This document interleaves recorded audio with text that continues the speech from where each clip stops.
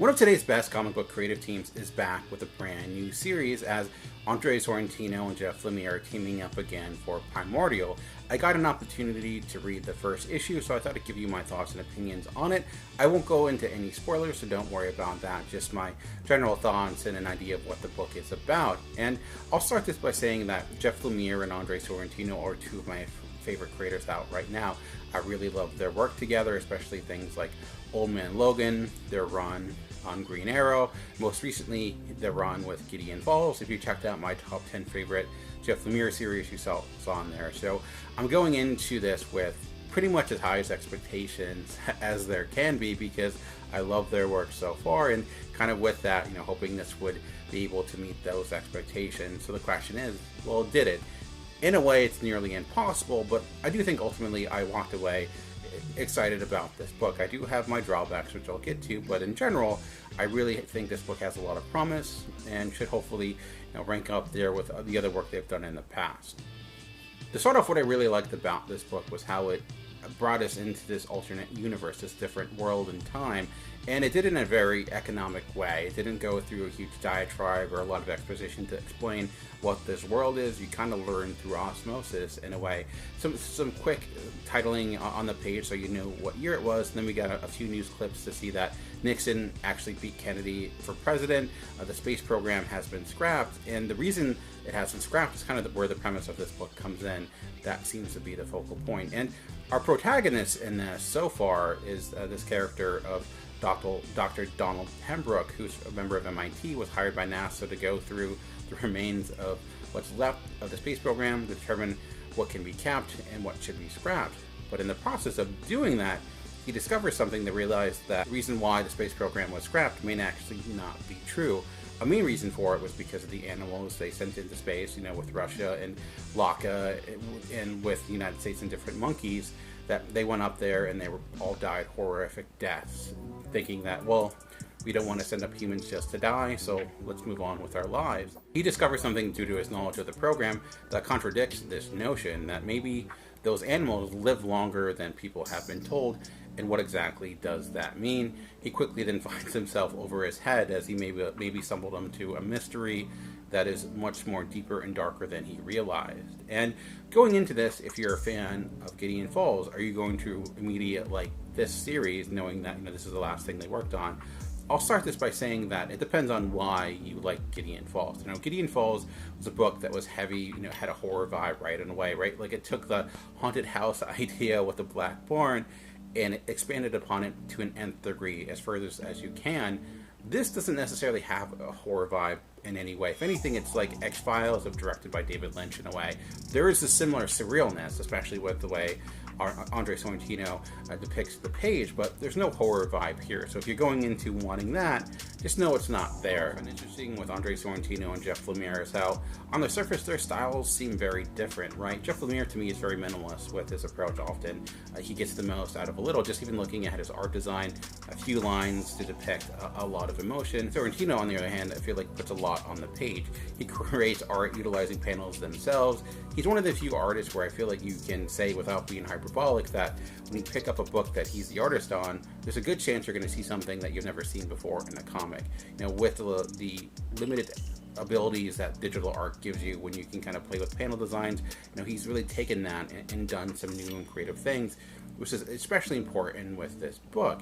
This is the book I think that it's a very much, this issue is a concept issue is what I would call it, where it's really just giving you an idea of what this book is about and the feeling and understanding the tone of it in a lot of ways, and his art is a big part of that, right? Where these animals are set off into space, and clearly just looking at the pages, something happened into them. They went into almost like a different dimension. What may it be? We're not sure, but it's definitely breaking the laws of physics and science that we understand. And how do you place that on the page? How do you make something feel surreal in comic? One thing to do it in film, right? Utilizing score and sound, even jump cuts, things like that can really go a long way to get you into that headspace. With comics though, you don't have those tools. So how do you get it done? And I think the way we see it in this issue with Andrea Sorrentino is that he breaks the rules of the comic book language, how panels are laid out, kind of taking panels and twisting and turning them in all crazy ways.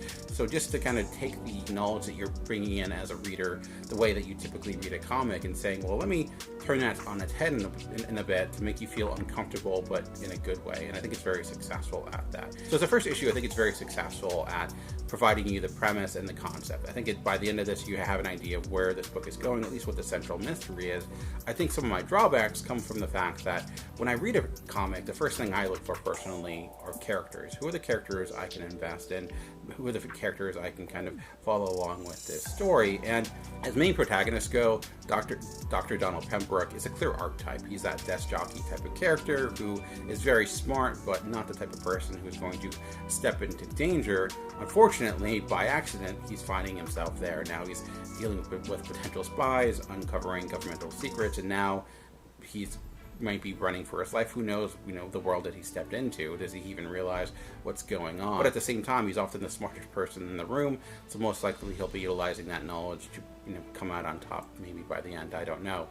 So it's an archetype that's clear, it's there, but there are bits and pieces that I did like. For example, he walks into the room, and because of his race, he's mistaken for the janitor when he's this doctor from MIT, and how he handled that. It's because of his obsessive knowledge that he's able to uncover this mystery to begin with. So I have an idea of what drives him. He clearly is really invested in this, and that knowledge will most likely come into play later on. But outside of that, he's not a very dynamic character as of yet. That can clearly change. Obviously, we're starting with the certain type, and that will eventually evolve moving forward. And the thing with a first issue of a comic, it's very difficult. You're trying to do a lot of different balancing acts, right? Where you're basically trying to write the pilot of a television show, and doing so by giving everything important before the first commercial break.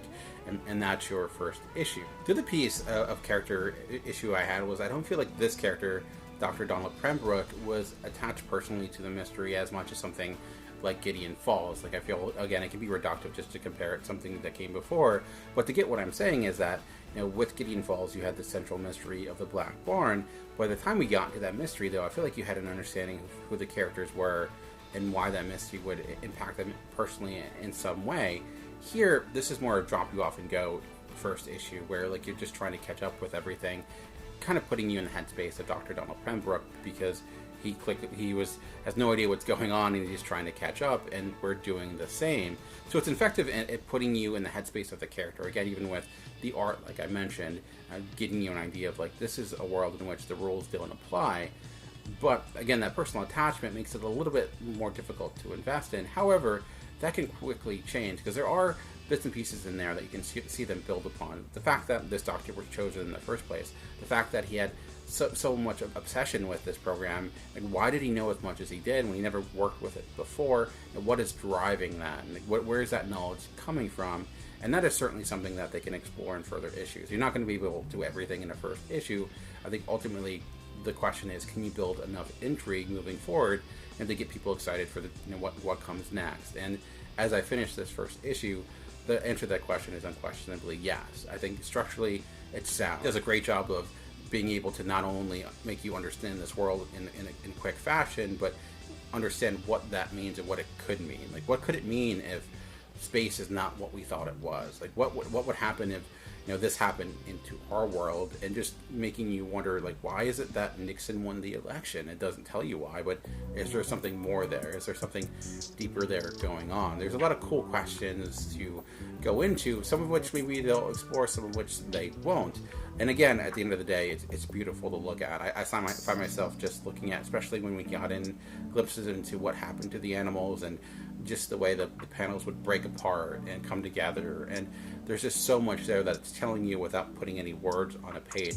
This is, it's almost like when you watch sports, like a basketball team, for example, and you have a point guard that passes to the ball right to where the other player is going to be without even looking, just because they're so in tune with one another. I feel like that's definitely the case now with this creative team. Andrea Sorrentino and Jeff Lemire, they clearly have trust in one another, where you may not get that when you don't have a creative team that has that history with them, where obviously not seeing the script, but knowing that they're trusting each other to kind of tell their bits of the story, and it leads to such an interesting experience as a reader. So despite my minor issues, I do think generally this was a strong first issue that I'm excited about reading further. It may have not met my expectations, but again, I think that would be nearly impossible.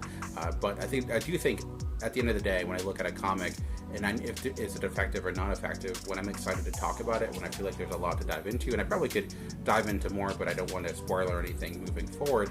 Maybe I'll do that after it comes out. I can go into that, but I do think there's potential here, and especially looking at the past track record of these comic creators, there's no reason to think that potential won't be realized. So if you're interested in picking this up, know that it'll be in comic book shops on September 15th. So definitely let your comic book shop know so they can order you a copy and be ready for it. So anyways, thanks for checking out this review. I know there are a ton of comic book channels out there, so I appreciate any view, any comment, any like. Thank you for doing all that.